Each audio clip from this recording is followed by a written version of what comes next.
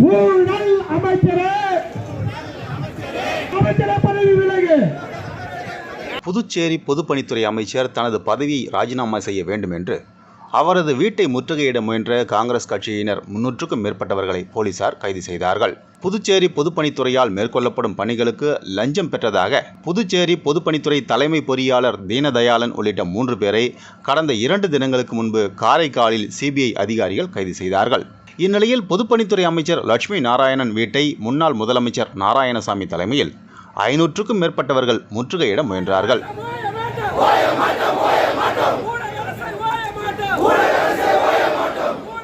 அப்போது போலீசாருக்கும் போராட்டக்காரர்களுக்கும் இடையே தள்ளுமுள்ளு ஏற்பட்டது. இதையடுத்து முன்னாள் முதலமைச்சர் நாராயணசாமி உட்பட 300க்கும் மேற்பட்டவர்களை போலீசார் கைது செய்தார்கள். காரைக்காலிலே தலைமை பொறியாளர், பொதுப்பணித்துறை தலைமை பொறியாளர், அது மட்டும் செயற்பொறியாளர் மற்றும் ஒப்பந்தக்காரர் லஞ்சம் கொடுக்கும் போது தலைமை பொறியாளர் லஞ்சம் வாங்கியதை சிபிஐ ஆனது கையும் களவுமாக பிடித்த உடனேயே புதுச்சேரி மக்கள் மத்தியில் இந்த ஆட்சியில் பொதுப்பணித்துறையில இமாலய ஊழல் நடைபெறுகிறது என்று மக்கள் புரிந்து கொண்டார்கள்.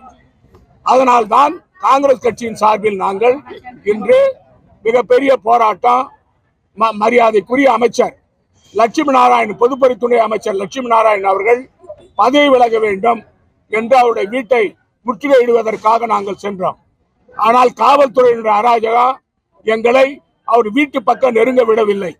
இது புதுச்சேரியில என்ஆர் காங்கிரஸ் பாஜக ஆட்சியில ஹிட்லர் ராஜ்யம் நடைபெறுகிறது.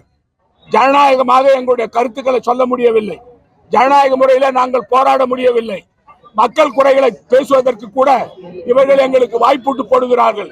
காவல்துறை ஏவி விட்டு எதிர்கட்சிகளை முடக்குகின்ற வேலையை பார்க்கிறார்கள். எங்களுடைய காங்கிரஸ் கட்சியுடைய தலைவர்களும் தொண்டர்களும் திட்டமிட்டு காவல்துறை அமைச்சராலே பழிவாங்கப்படுகிறார்கள். முதலமைச்சர் அவர்கள் நாராயணசாமி எது சொன்னாலும் அதை பற்றி பதில் சொல்லாதீர்கள் என்று கூறுகிறார்.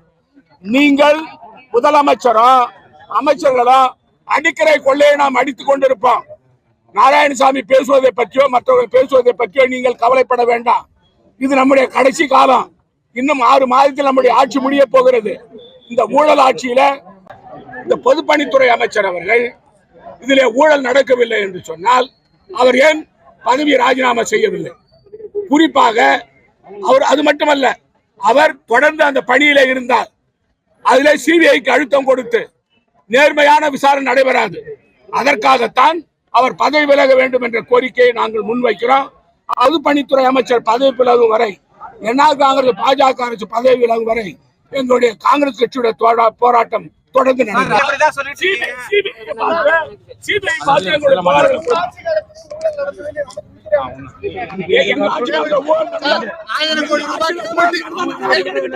இவங்க ஆட்சியில ஊழல் நடவடிக்கையா தடுக்கிறீங்க? நாங்க தவறு செஞ்சிருந்தா எங்க பேர் நடவடிக்கை எடுங்க.